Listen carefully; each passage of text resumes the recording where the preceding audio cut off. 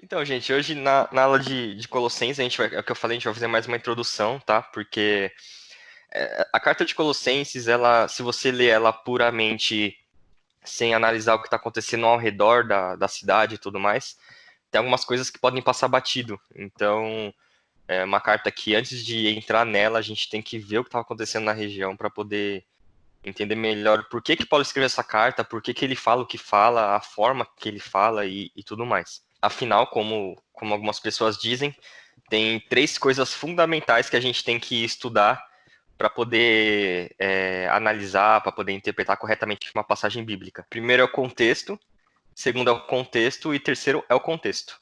Então, por isso que nessa aula a gente vai falar de contexto para entender melhor o que está acontecendo ali no livro de Colossenses. Então, bora lá. O último livro da nossa série aí. Aqui tem um minimapa da região. Vocês veem aqui bem embaixo Jerusalém, aqui é Antioquia, aqui onde está meu mouse agora Colossos, que é pertinho de Éfeso. Então é nessa região aqui que fica a cidade. Diferente da região que a gente estava até agora falando de Filipos, ali nessa região de cima, aqui vai ficar Colossos bem mais perto de Jerusalém. Primeiro, ninguém sabe quando essa cidade foi fundada, então, diferente das outras aulas, Colossos é um mistério aí para os historiadores, porque é uma cidade que não tem muito detalhes do que acontecia nela, né? Colossos, ela foi uma cidade que ela teve um passado muito glorioso, então, em 480 a.C., tinha um historiador, filósofo, Heródoto. Ele, em uma das suas obras, ele descreve Colossos como uma grande cidade em 480 a.C., e justamente porque ela era famosa pela indústria da lã. Então, quando vocês ouvirem falar do Vale do Rio Lico, era uma região muito fértil, então era muito fácil você criar ovelhas, então a indústria da lã em Colossos foi algo fundamental para que ela fosse uma cidade grande e gloriosa, né?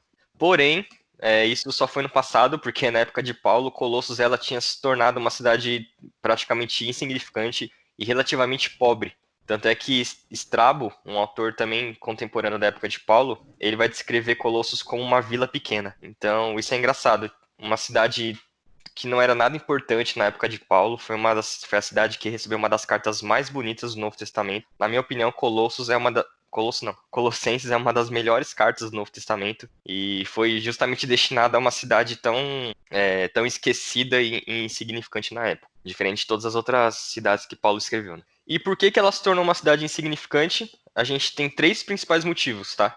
Primeiro, porque ela estava próxima de duas importantes cidades, que era Laodiceia e Herápolis. Colossos estava a mais ou menos 10 quilômetros de distância de uma da outra, então eram cidades bem próximas. Hierápolis, a Bíblia não vai trazer muitos detalhes, mas Laodiceia, alguém lembra o que acontece, o que é essa cidade no Novo Testamento? Laodiceia era aquela cidade lá que ela não era nem fria nem quente, né? Ela era morna, a população era uma população morna. Aí Jesus fala que por conta disso eu vou me estar cheio da minha boca, né? Porque eles eram mornos. Mas Laodiceia era uma cidade extremamente rica, era um lugar assim de habitantes milionários, pessoas que viviam da indústria do ouro. Ela tinha muitas riquezas através de pedras preciosas, então era uma cidade muito rica e colada a Colossos. E Herápolis também era uma outra cidade muito rica, porque era uma cidade que tinha bastante águas termais, aquelas águas quentes e tudo mais. E na época era muito usado isso como terapia, era muito usado na medicina, tanto para dores crônicas e tudo mais. Eles usavam essas águas quentes de Herápolis para poder ajudar no tratamento de algumas doenças. Então, por conta dessas duas cidades que estavam bem mais avançadas e mais ricas que Colossos, Colossos acabou diminuindo e beirando a insignificância. O segundo motivo é porque era uma cidade abalada por desastres naturais. Então, o Strabo, que foi o historiador que eu citei no último slide, ele dizia que Colossos era uma cidade que ele fala euseístos, que é tipo um adjetivo que não tem como traduzir, mas é uma cidade que é boa para terremoto. Então, é uma cidade que ela era muito comum ter abalos sísmicos, ter terremotos. Tanto é que quando Paulo escreveu a carta aos Colossenses, tinha acabado de acontecer um terremoto muito importante na cidade, e como era uma cidade pobre, eles não tinham como se recompor. Diferente de Laodiceia e Herápolis, que quando tudo caía, eles tinham dinheiro para recompor a cidade, Colossos era uma cidade que não tinha esse dinheiro, então acabava ficando muitas vezes destruídas por causa desses desastres naturais que tinha na região. E terceiro motivo é porque a população ela era muito diversificada. Então, tinha nativos locais, que eram os frígios, a Bíblia chama eles de frígios, tinha gregos, tinha judeus, então era uma população muito mestificada, muito bagunçada assim. E por conta disso, eles não conseguiam ter uma certa concordância, né? Uma cidade com vários tipos de pensamento, vários tipos de cultura, acaba ficando dividida, acaba ficando tão diversificada que não tem essa unidade, né, que é importante para uma cidade crescer. Então, esses são os três principais motivos do porquê que a única carta de Paulo a alguma cidade que não era tão importante assim foi a cidade de Colossos. Agora, falando um pouquinho sobre a igreja de Colossos, essa igreja ela foi alcançada pelo evangelho em dois momentos. Então, tem tanto a viagem de Paulo a Éfeso, que em Atos 19:10 vai falar que gregos, judeus, várias pessoas ouviram essa mensagem, e é muito provável que pessoas de Colossos também tenham ouvido essa mensagem, porque Éfeso é próximo de Colossos. Não sei se você lembra lá no mapa que eu mostrei, mas é uma região perto. Então é provável que pessoas de Colossos estavam em Éfeso quando Paulo pregou o evangelho. E também tinham judeus frígios ali em Pentecostes, quando o Espírito Santo desce e as pessoas falam em novas línguas e tudo mais. Ali fala que tinham frígios na região, que são os nativos locais de Colossos, né? Então esses são os momentos que eles ouviram o evangelho. Porque justamente Paulo não conseguiu ir lá. Paulo nunca chegou aí até a igreja de Colossos para pregar. E por isso que ele não foi fundador, né? A fundação foi feita por Epáfras, que a gente até tinha falado em outra aula. Ele era natural de Colossos, era amigo de Paulo, amigo de prisão de Paulo. Então, ele que foi o fundador da igreja lá em Colossos. E é provável que, além de Colossos, Epáfras também tenha fundado e pastoreado a igreja de Laodiceia e a igreja de Hierápolis também. Alguém tá com a Bíblia aberta? Consegue ler Colossenses 4:13 pra gente, por favor? Quem achar primeiro pode ler já. Sou testemunha do quanto ele se esforça em seu zelo fraternal por vós e pelos que estão em Laodiceia e em Hierápolis. Isso. Aí tá falando de Epáfras. Então é muito provável que, além de pastorear Colossenses, como eram regiões próximas, ele também pastoreava Laodiceia e Hierápolis também. Continuando, a igreja de Colossos. Paulo era uma igreja que Paulo tinha grandes amigos lá. Então o Rodrigo até falou, né, que Filemon é provável que tenha sido escrito juntamente com Colossos, porque tanto Filemon quanto Onésimo e Epáfras, eles faziam parte dessa comunidade, né, de Colossos. Foi para onde eles foram enviados para participar da igreja. Então era uma igreja que, apesar de Paulo nunca ter ido pessoalmente, ele tinha amigos muito próximos que participavam dessa congregação. E aqui um problema, né, que começa a dar problema na igreja de Colossos é que, graças à diversidade dos povos habitando naquela região, a cidade de Colossos ela foi marcada pelo sincretismo entre a filosofia grega, paganismo dos povos locais e legalismo do povo judeu. Esse sincretismo é a mistura de diversas crenças, essa mistura de diversas religiões que acabou acontecendo ali na igreja de Colossos. E graças a essa mistura é que nasce a famosa heresia de Colossos. É algo que tem uma coisa que tá nessa heresia que a gente fala, de vez em quando a gente fala bastante na igreja, só que a gente nunca chegou aí fundo, né? A gente vai falar mais pra frente que um dos tripés da doutrina da heresia de Colossos é o gnosticismo. É algo que a gente não fala muito na igreja e não porque é algo difícil, mas é porque não tem muito momento, né, para falar disso, né? É uma coisa meio, sei lá, não tão importante. Então, oi, pode falar. Não, só queria saber se todo mundo sabe o que que é heresia. Só pra gente ficar todo mundo na mesma página. Importante. Vocês sabem, gente, É o o que que é diverge heresia? na verdade. Acho que sim. É isso aí que o Matheus falou, né? Então a gente tem a palavra de Deus, que aí a gente tem a ortodoxia, né? Que é o ensino fiel às escrituras. É aquilo que a gente lê na Bíblia. Tudo que sair da Bíblia é considerado heresia, tá? Então, por exemplo, a gente sabe que Cristo é 100% homem e 100% Deus. Se alguém falar que Jesus Cristo não é 100% Deus, é uma heresia, entendeu? Então, tudo que sair fora daquilo que está na Bíblia é considerado heresia. É a negação de uma verdade clara bíblica, né? Claro que vai ter muitas divergências de pensamentos E você vai ver que nenhum deles vai negar alguma verdade bíblica, né? Então, por exemplo, tem tipo igreja presbiteriana, pentecostal, batista, tem diversas linhas de pensamento e todas elas têm o seu fundamento bíblico e não nega, né, verdades bíblicas. Então, por isso que não é considerado heresia, né?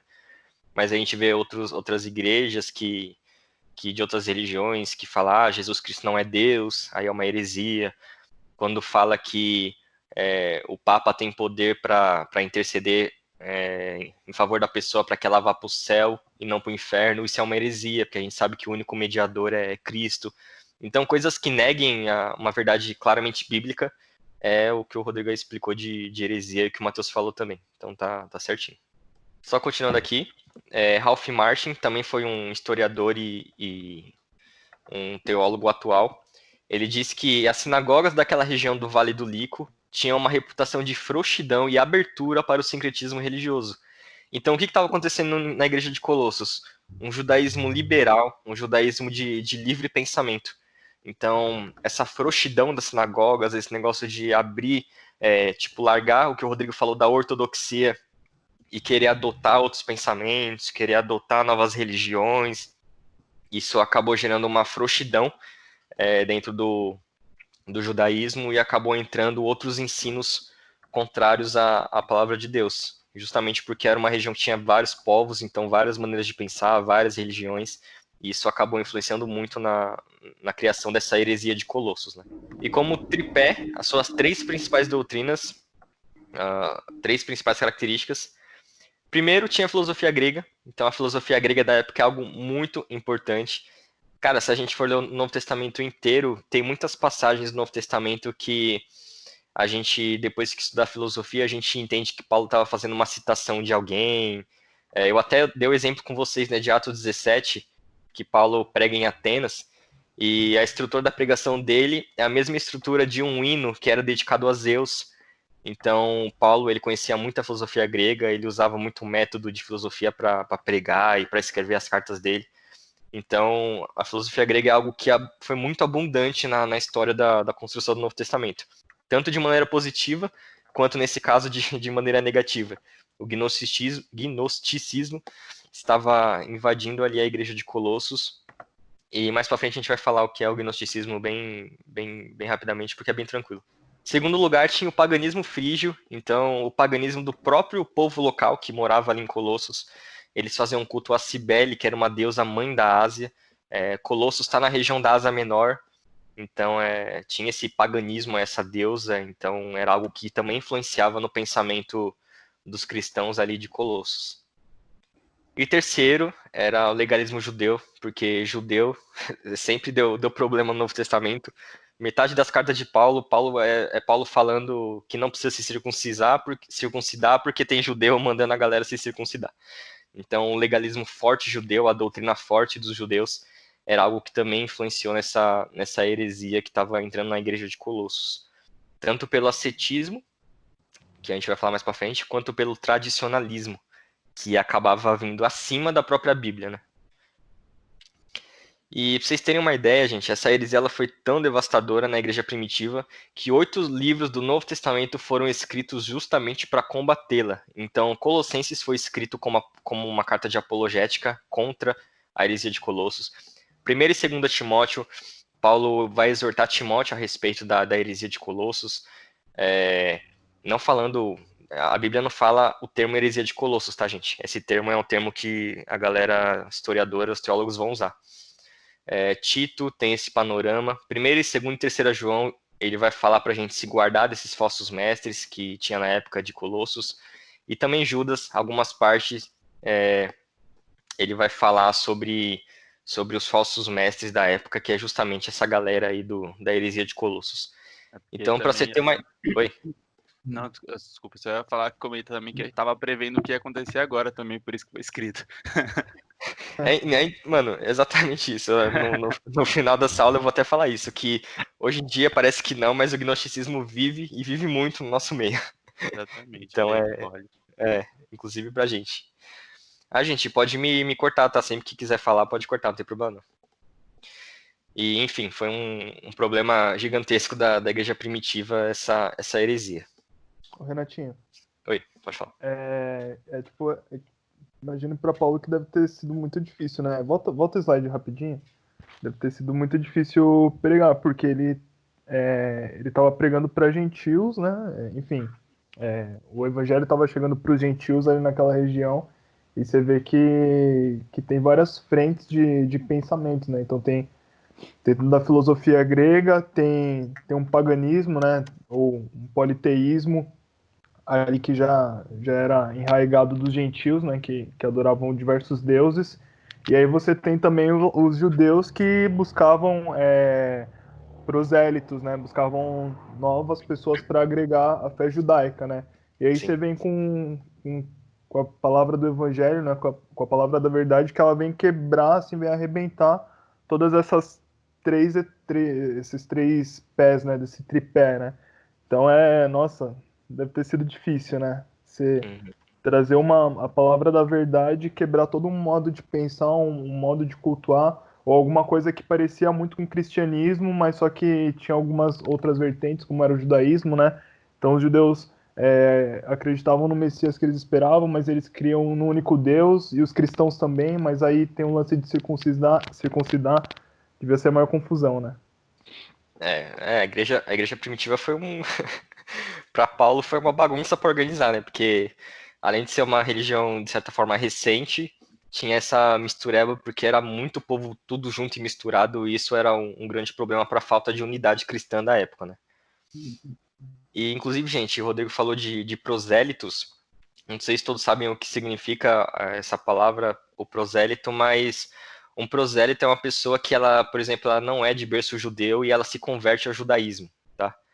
Então a gente tem um caso lá de quando o Felipe é levado no deserto para pregar para o eunuco, e esse eunuco ele era etíope, ele era um prosélito, porque ele era um etíope de nascimento fora da lei judaica e ele se converteu ao judaísmo. Então isso é chamado de prosélito.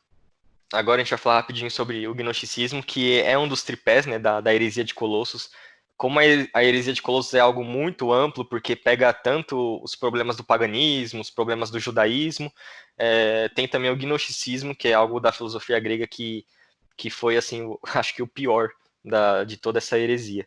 Sempre que vocês forem ler o Novo Testamento depois dessa aula, vocês vão ver que em alguns momentos você vai olhar e falar, putz, isso aqui é Paulo falando contra o gnosticismo, isso aqui é Paulo falando contra a heresia de Colossos. Então você vai ver que constantemente Paulo vai rebater essa doutrina nas suas cartas. Agora, o que é o gnosticismo de modo geral?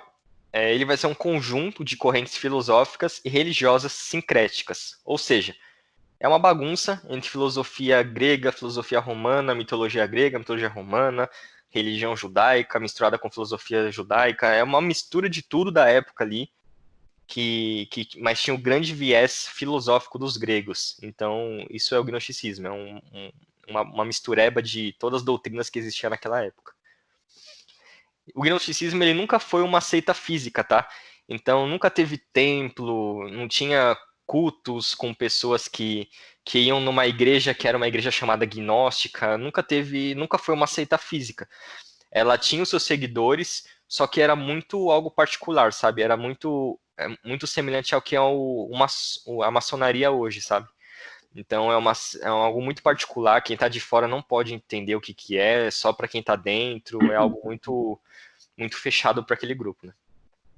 E por conta disso, de que ela nunca foi uma igreja física, uma seita física, ela sempre foi um pensamento. E esse pensamento ele habitou em diversas culturas, em diversas religiões. Então o gnosticismo ele estava dentro da igreja cristã, ele estava dentro da igreja do Oriente Médio, ele estava dentro das religiões do Oriente Médio. Então ele era um pensamento que vivia como um parasita, né? Ele vivia dentro das doutrinas de outras religiões. E qual que é a importância para os dias atuais, né? Que até o Rafa deu uma falada já nesse assunto. Aqui tem uma frase do John MacArthur, e ele diz que o gnosticismo, na realidade, ele nunca morreu. Traços de influência gnóstica têm infectado a igreja através de sua história. Atualmente, uma tendência neognóstica de se buscar conhecimento oculto vem ganhando uma nova influência e trazendo consigo resultados desanimadores. Então aí John MacArthur falando sobre o gnosticismo ainda no dia de hoje, que eu vou dar mais exemplos para frente.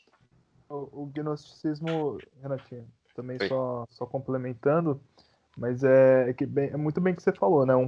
É um sincretismo de um conhecimento oculto que basicamente está relacionado com a salvação, né? Então, é, quase sempre está relacionado a alguma coisa, um conhecimento oculto que muitas vezes não está na Bíblia, está escondido, e aí você acessando esse conhecimento oculto, você é salvo, você tem um plus na sua caminhada cristã. Isso daí nossa, é totalmente fora da Bíblia, né? A palavra de Deus já é revelação daquilo que a gente precisa saber sobre Jesus Cristo, né? Então não tem nada oculto, né? Já foi tudo revelado para nós. Exatamente. Quando Paulo fala isso, até em Efésios ele vai falar, né, que tudo que estava sido oculto já foi revelado a nós por meio da igreja, por meio de Cristo que veio. Então Paulo sempre vai dando essas cutucadas, né, em relação a essa doutrina da época. E daqui a pouquinho a gente vai falar mais sobre essa questão do conhecimento, do gnosticismo, blá blá blá. Muito tempo antes do gnosticismo surgir na cultura helênica, que é a cultura grega da época, Aristóteles ele já dizia que o homem por natureza possui uma inclinação para o saber, porque o termo gnose, né, do gnosticismo, ele significa saber no grego, significa conhecimento. Então, a cultura grega sempre foi arraigada nessa doutrina de ensinamento, de conhecimento, quer dizer, até mesmo Platão, com o mito da caverna. Calma aí, o mito da caverna é de Platão. Ô Dani, o mito da caverna é de Platão, você que gosta do assunto? Ou é de Aristóteles? Tô na dúvida agora. Platão, né? Alguém Platão. confirma aí. Alguém que Platão. saiba mais. Eu não sou a melhor pessoa, não. Nossa, ela é tipo Platão, né? Não é óbvio. Nossa. Não, Enfim, tipo, perguntando, né? Tipo, galera, alguém me ajuda. é que a Dani ontem estava estudando esse assunto e até a gente na cultura de Platão também, que é meio que contemporânea ali de Aristóteles, e ele falava até daquele mito da caverna, que o homem ele só é liberto da prisão da caverna quando ele obtém conhecimento, e esse conhecimento ele obtém por uma autorreflexão. Enfim, o conhecimento, o conhecer, o saber é algo que sempre esteve muito ligado à filosofia grega. Então, Aristóteles, Platão foram o pano de fundo ali entre 400, 300 a.C., para que o gnosticismo fosse fundamentado e criado mais para frente, né? E uma coisa interessante do gnosticismo é que ele nunca tentou romper com o cristianismo. Ele apenas tentava incrementar o cristianismo. Então, isso é algo muito interessante. O gnosticismo, algumas heresias, elas nunca querem romper com alguma religião, não querem romper com o cristianismo. Ela quer apenas incrementar algo, sabe? Então, aquela história de que a religião cristã evangélica tem uma ortodoxia, mas o meu pastor, ele teve uma revelação nova, uma revelação oculta, que Deus revelou para ele uma coisa nova a respeito da Bíblia, e ele vem e coloca essa doutrina acima da Bíblia. E isso a gente vê muito hoje em religiões como a Igreja dos Santos dos Últimos Dias, que são os Mormons. Eles criam na Bíblia, só que algum dia, um cara lá que eu não lembro o nome, teve uma visão, e nessa visão um anjo desceu com tábuas de ouro e mostrou uma nova lei para ele, e aí, por meio dessa nova lei, ele criou uma outra doutrina. Então, sempre esses pensamentos de gnosticismo, ele vai não levar a um rompimento de uma religião, mas ele quer incrementar algo, como se faltasse algo dentro daquela religião. Então, esse é o Adventista. perigo, né? Oi? Adventista. Também tem essa questão da Ellen White, né? Eles acabam crendo na Bíblia, mas tem que passar pelo filtro do que a Ellen White profetizou. Então, as coisas que o Ellen White profetizou, escreveu, acaba tendo um peso muito importante para eles, e é aí que mora o perigo, né? O perigo é pegar pessoas na parte da Bíblia e querer incrementar dentro do cristianismo, dentro da palavra de Deus. Esse foi o erro um dos grandes e principais erros do gnosticismo, né? Em vez de criar uma nova religião, eles se infiltraram em todas as religiões que apareciam no meio do caminho. Aqui a gente tem as principais doutrinas do que o gnosticismo crê, de maneira geral. Em primeiro lugar, eles creem aquilo que o Rodrigo falou um pouco. A salvação ela somente vai ser obtida por meio de um conhecimento, e esse conhecimento ele é um conhecimento esotérico, que significa que são revelações entregues aos iniciados por meio de rituais secretos. Então, eles se consideravam conhecedores das verdades profundas de Deus que não foram expressas na Bíblia.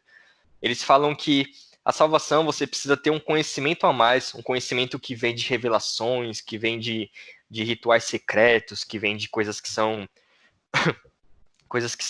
misteriosas. E aí, com esse conhecimento, eles descobriam verdades da Bíblia que na Bíblia não foram expressas, sabe? Então, eles tinham essa questão desse conhecimento oculto e toda essa coisa de transcender a alma aí para um patamar elevado de espiritualidade. Uma segunda doutrina, que ela dá bastante problema, inclusive, é que eles creem que a matéria é essencialmente má.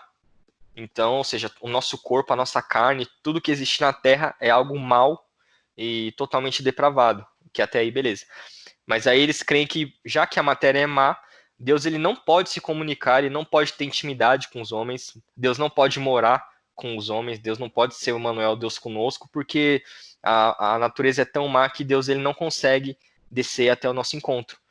E, então eles falam que somente através de anjos, porque eles falam que anjos, eles apesar de ser criados, eles também têm uma consciência má, igual a nossa consciência. Então através de anjos a gente pode se comunicar com Deus. Então eles tiram aquele papel de Cristo como a ponte entre a gente e Deus e colocam os anjos. Tanto é que o gnosticismo também faz adoração, faz culto aos anjos, porque eles consideram os anjos um ser assim que é o ser que faz a ligação entre Deus e os homens. E eles também creem que o universo jamais poderia ter sido criado por Deus, porque se Deus é bom, Deus é essencialmente santo, perfeito, ele não conseguiria criar um universo que é mau, que é corrompido. Então eles creem que, inclusive, os anjos tiveram parte na criação do universo. Então eles davam muita ênfase aos anjos. E por consequência, já que a matéria é má, eles também criam que Jesus jamais poderia ter encarnado. E se ele encarnou, foi porque, ou ele de fato nunca encarnou, ele simplesmente era um espírito, ele desceu na Terra como um fantasma ambulante, e ele nunca se fez carne, porque a carne é totalmente má. Ou ele deixou de ser Deus. Então ele encarnou, se fez homem, mas quando ele virou homem, ele não era mais Deus e era impossível que ele nos salvasse, era impossível ele salvar a humanidade, tendo em vista que ele era um simples homem. Então aqui a gente tem um grande problema do gnosticismo, que é mostrar que Cristo ele é insuficiente para a nossa salvação, porque ou ele foi um fantasma, ou ele se fez totalmente homem e não tinha nem um pingo de divindade. E isso é um grande problema que, inclusive, Paulo vai tratar no capítulo 1, né? Capítulo 1 de Colossenses, Paulo ele vai falar totalmente do quão Cristo é grande, da supremacia de Cristo, da grandeza de Cristo, justamente porque o gnosticismo ele acabava menosprezando a Cristo, ele diminuía a Jesus ou a um simples fantasma ou a um simples homem, e inclusive com a natureza pecaminosa, que é mais complicado ainda de aceitar. E que nem você falou, né? A matéria, se eles acreditam que a matéria é má, provavelmente eles não acreditariam na glorificação, né? Sim. Eles criam que esse corpo aqui jamais poderia ser usado como um receptáculo para uma ressurreição, né? Quando a gente for ressuscitar com Cristo e nossos corpos serão transformados e tudo mais, eles creem muito mais nessa questão espiritual, né? Que somente a parte espiritual ela consegue ser boa do que o nosso próprio corpo, né? Que é o que Paulo vai falar muito nas suas cartas. Vira e mexe, vocês vão ver que Paulo fala que Cristo ressuscitou em carne. Cristo ressuscitou com um corpo físico. Quando João 1, no primeiro capítulo de João escreve que o verbo se fez carne, e essa carne habitou entre nós, eles debatendo e ferindo o gnosticismo, porque eles criam que Jesus não poderia ter sido feito carne, porque a matéria é má, então Jesus ele não podia ter sido... Se ele fosse Deus, ele jamais poderia ser humano igual a gente. Então, sempre que tiver essas passagens falando que Cristo se fez carne, provavelmente ele está querendo rebater essa doutrina gnóstica que tinha na época, né? E aqui uma quarta doutrina, eles criam fortemente na influência dos astros, então eram os grandes astrologistas aí da época. Eles criam que os astros eram anjos, e esses anjos deveriam ser adorados. Aqui são as principais doutrinas do gnosticismo. E aqui outras doutrinas da heresia de Colossos, que aí tem bastante influência dos judeus, do paganismo, que sai um pouco da filosofia grega, mas outras coisas também estavam acontecendo dentro da igreja de Colossos. É que eles criam também que cada força natural, então o vento, o trovão, o raio, a chuva, eles eram totalmente obras de demônios e seres malignos. E seres malignos eles estavam impregnados no ar e em toda a natureza. Então, Um lago ele tinha um espírito, uma árvore ele tinha um espírito, a terra tinha um espírito diferente, as rochas tinham um espírito maligno que coordenava essas rochas. Então, cada evento natural, eles chamavam isso de demônios. Então, eles davam muita ênfase aos seres espirituais, tanto a anjos quanto demônios. Isso é algo que ainda tem muito hoje em algumas igrejas, principalmente as que aparecem na televisão, né? Essa coisa até de entrevistar demônio. Fica 30 minutos falando com o demônio e 5 minutos falando sobre a Bíblia, né? Essa ênfase aos seres espirituais de maneira exacerbada. Eles também criam que a morte de Cristo não era totalmente eficaz para a salvação, então era necessário algo a mais de nossa parte, para nos limpar de nossos pecados. E uma das coisas que a gente tinha que fazer para limpar dos nossos pecados não era a morte de Cristo em si, mas era a questão do legalismo judaico, a questão de guardar a lei mosaica, a questão de se circuncidar, a questão de seguir tradições judaicas. Então, esse legalismo judaico foi muito importante, né, na construção dessa heresia, e mostrando que Cristo, a morte de Jesus não foi suficiente, né? A gente tinha que tinha que ganhar o céu de acordo com o nosso próprio mérito, né? A gente tinha que fazer algo além, porque Cristo não foi suficientemente capaz de nos salvar quando ele morreu na cruz por nós. Uma outra maneira de obter a salvação é a prática do ascetismo. Alguém sabe me explicar o que é ascetismo? Eu até falei em uma aula, eu acho, na EBD, lá na igreja ainda. Alguém que sabe o que é, dá uma explicaçãozinha pra gente? Pode falar errado também, viu? Não tem problema não. Essa eu vou passar, essa eu não lembro, Renatinho. O, o ascetismo é aquele conceito de que para você atingir uma verdade espiritual, para você atingir um patamar espiritual, é necessário momentos de autopenitência. Ou seja, por exemplo, para você ser salvo, você precisaria jejuar 3 vezes por dia, e cada vez que você jejuasse, tinha que jejuar um jejum de 6 horas, sabe? Então, eles colocavam muitas coisas de autopenitência, de deixar de comer diversos alimentos, própria questão de se circuncidar, todos esses sofrimentos físicos, eles falavam que era um meio de se achegar a Deus, era um meio de você se tornar uma pessoa mais espiritual. Então isso é o ascetismo, né? É querer ganhar o céu por meio de barganha, né? Você fere a sua carne, você quase um masoquismo, né? Você se fere para você ser digno de ganhar a salvação. Isso que é o Mas ascetismo. Oi. e é engraçado que isso daí perdurou até a Idade Média, né? Porque Lutero, ele era uma das pessoas que se flagelava, né? Então acho Uhum. que provavelmente isso daí deve ter penetrado aí na Igreja Católica durante muito tempo, né? Com Essa certeza. heresia. Com certeza. Tanto Lutero, para quem não sabe, Lutero ele foi católico por muitos anos, né? Antes da reforma, ele era um católico convicto e fiel ao catolicismo, né? E até religiões do Oriente, então a questão de monge, aquelas questões de que eles ficam passando frio na montanha por horas, isso é o ascetismo, é você querer de alguma maneira, acabando com o seu corpo, você alcançar um patamar de espiritualidade a mais. Então isso que até hoje, né, a gente vê isso dependendo de igreja, de religião, de seita, tem muito isso, né? E por último, uma das outras doutrinas da heresia de Colossos é o antinomianismo. Não sei se vocês já ouviram falar disso, mas foi duramente rebatido por Lutero durante a Reforma.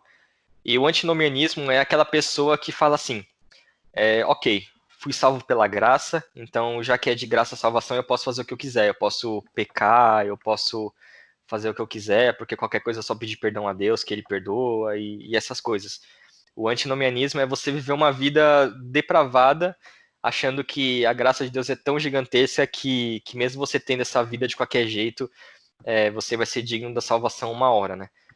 E tanto é que no final da carta de Colossenses, Paulo ele traz bastante crítica, né, a pecados, a conduta cristã, que isso estava dentro da igreja de Colossos, né? Pessoas que entenderam que a salvação é pela graça, e já que a salvação é de graça, não preciso fazer mais nada, então eu posso viver fazendo o que eu quiser da minha vida, pecando adoidado, que Deus vai salvar mesmo assim. Então isso é o famoso antinomianismo. E agora, indo para a parte final da aula, depois de entender todo esse contexto, né, de meu Deus, eu nunca sei falar isso, gnosticismo, toda essa questão da heresia, a gente vai ver agora, para finalizar rapidinho, a carta em si. Ela foi escrita por Paulo, né, como todo mundo já sabe, Paulo na prisão, e nesse contexto extremamente complicado dessas religiões que estavam infiltrando, desse pensamento herético que estava infiltrando na igreja de Colossos, Paulo fica muito preocupado e ele escreve uma carta que é claramente apologética.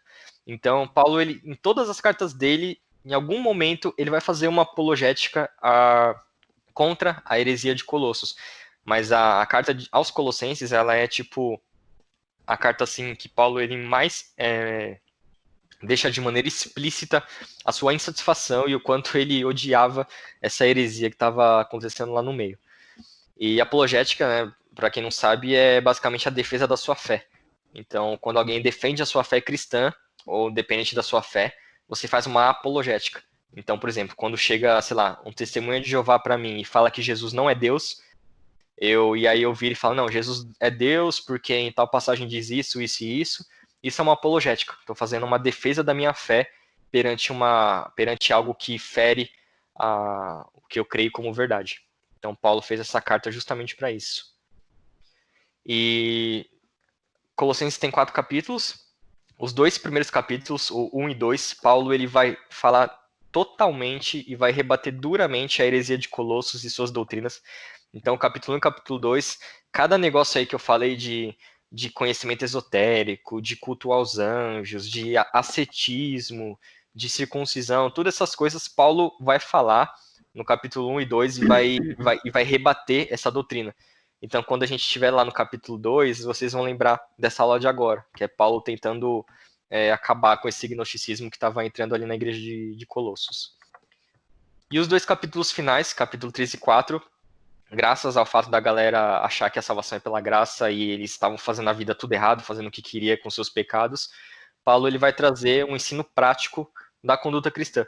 Paulo ele faz muito isso, né? Ele começa uma carta com doutrina, e chega no final, ele vem falar de vida prática, de como se portar como um cristão, de não pecar, de fugir da aparência do mal e todas essas coisas.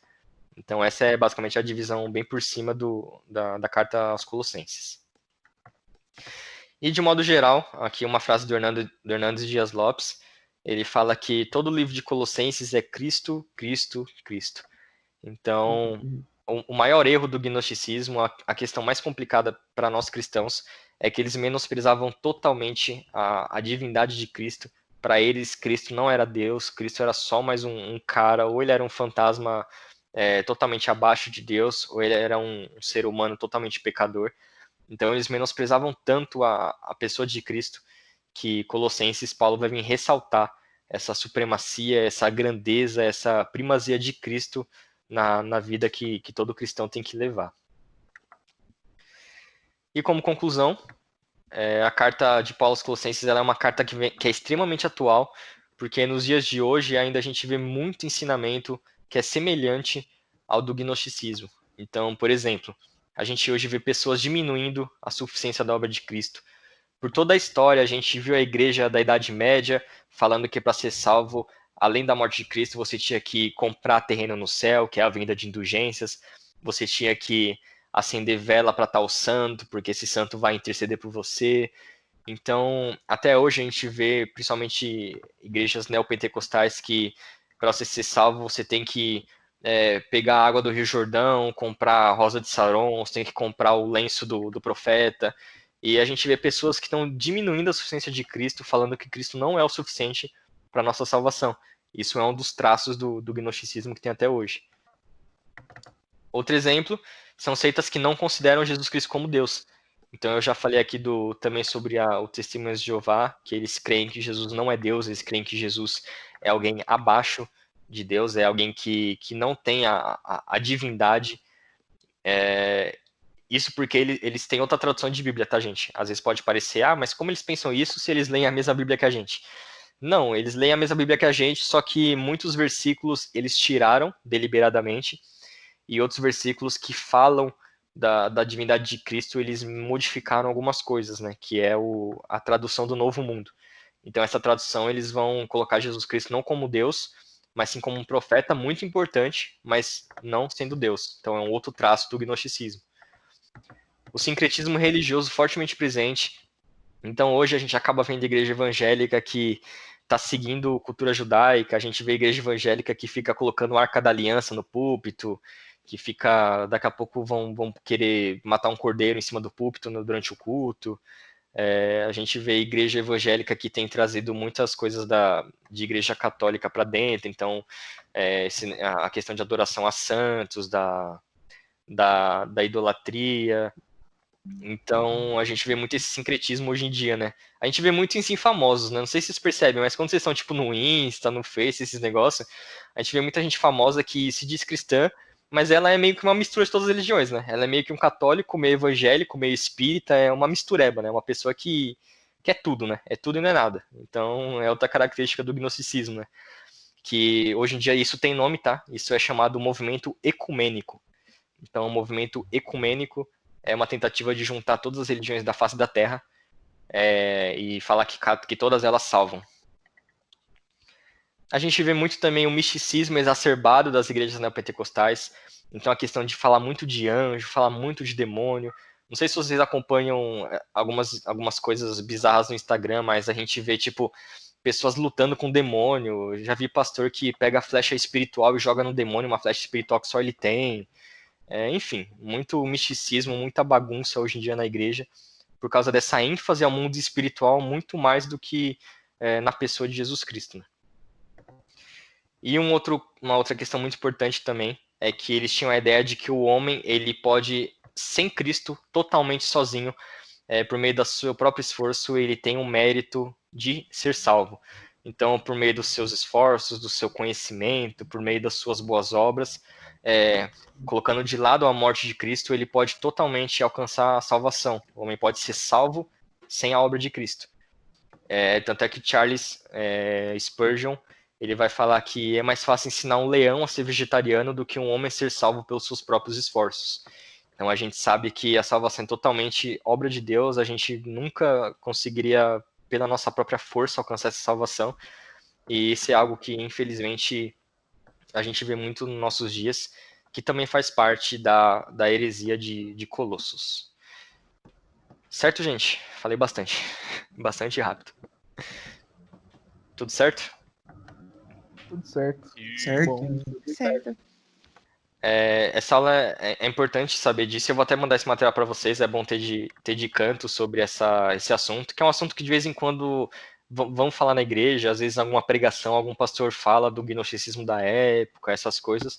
Aí é bom ficar sempre relembrando para não esquecer essas coisas que aconteciam na época e até hoje acontecem. E depois dessas aulas, vocês vão ver que quando vocês lerem Colossenses, vai ficar muito mais claro, né? Se a gente ler Colossenses sem essa aula, a gente vai sim entender, óbvio que a gente vai entender a Bíblia completamente, não tem nada além da Bíblia que nos faça entender a salvação, só a Escritura, então a Bíblia é totalmente eficaz para nos salvar, por meio do que está escrito lá, mas quando a gente tem esse entendimento de fora, a gente vai olhar Colossenses com outros olhos, a gente vai ver que cada versículo Paulo vai tratar e rebater alguma doutrina, principalmente no capítulo 2. Capítulo 2, Paulo ele vai desenfreadamente meter o pau nos gnósticos, e enfim, em diversas outras cartas que vocês estiverem lendo, vocês vão perceber essa influência do gnosticismo atrapalhando a igreja primitiva. Né?